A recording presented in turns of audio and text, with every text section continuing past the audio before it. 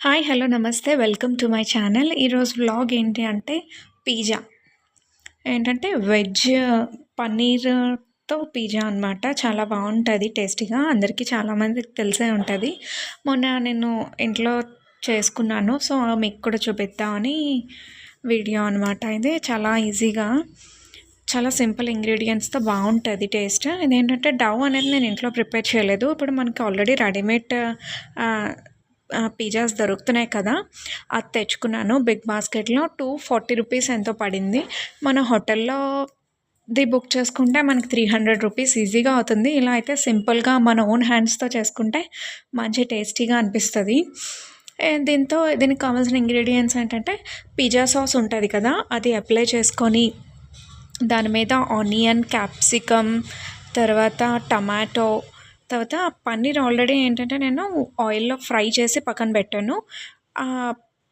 ఆ పన్నీర్ వేసుకొని దాని మీద ఏంటంటే ఆరిగానో, చిల్లీ ఫ్లేక్స్, తర్వాత చీజ్ ఉంటుంది కదా, చీజ్ మనకి ఎంత కావాలంటే అంత వేసుకోవచ్చు. కొంతమందికి ఎక్స్ట్రా చీజ్ ఇష్టం ఉంటుంది, సో అదైనా వేసుకొని చాలా బాగుంటుంది అనమాట వేసుకుంటే. ఇంకోటి ఏంటంటే డవ్ అనేది మనం తీసుకున్నప్పుడు ఏం చేయాలంటే ఒక ఫోక్ తీసుకొని దానిలో హోల్స్లా పెట్టుకొని ఆయిల్ అనేది కొంచెం అప్లై చేసిన తర్వాత మనం టమాటో సాస్ కానీ లేదంటే పిజ్జా సాస్ ఉంటుంది, తర్వాత మైనస్ కూడా మనం అప్లై చేయొచ్చు.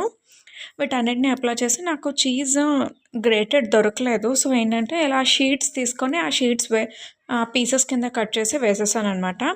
అదైనా బాగానే ఉంటుంది, ఎందుకంటే చీజ్ ఏదైనా సేమ్ టేస్టే ఉంటుంది. ఇంకోటి ఏంటంటే దీనికి మోజరెల్లా చీజ్ అయితే ఇంకా బెటర్ అనమాట, ఇంకా కొంచెం టేస్ట్ ఎన్హాన్స్ అవుతుంది. అండ్ ఆరిగానో, చిల్లీ ఫ్లేక్స్ మనకి ఎలాగో మార్కెట్లో దొరుకుతుంది కదా, ఒక్కొక్క పౌడర్ 90 రూపీస్ అలా ఉంటుంది. 100 గ్రామ్ అది తెచ్చి వేసేసుకొని, ఇదేంటంటే పాన్ పిజ్జా నేను ఓవెన్లో చేయలేదు, నెక్స్ట్ టైం ఓవెన్లో చేసి చూపిస్తాను. ఒక పాన్ తీసుకొని దాని మీద ఒక ప్లేట్ హోల్స్లో పెట్టేసుకొని ఆ హోల్స్ ఉన్న ప్లేట్కి కూడా మనం కొంచెం ఆయిల్ అప్లై చేసుకొని మనం ఏదైతే ప్రిపేర్ చేసుకున్నామో పిజ్జా దాని మీద డైరెక్ట్గా పెట్టేసి సిమ్లో పెట్టి ఒక 5 to 10 మినిట్స్ ఉంటే చాలు. ఎందుకంటే అన్ని చిన్న చిన్న పీసెస్ కింద కట్ చేస్తాం కాబట్టి తొందరగానే కట్ అయిపోద్ది. తీసేసి పీసెస్ కింద కట్ చేసుకొని మనము టమాటా సాస్తో తింటే చాలా చాలా టేస్టీగా ఉంటుంది. నెక్స్ట్ టైం ఓవెన్లో ఎలా చేయాలో, ఆ డవ్ కూడా ఎలా ప్రిపేర్ చేయాలో చూపిస్తాను. ఎవరికైనా నచ్చినట్టయితే please do like, share and subscribe to my channel. Next time chicken pizza చూద్దాము. అంతే వీడియో. Bye bye.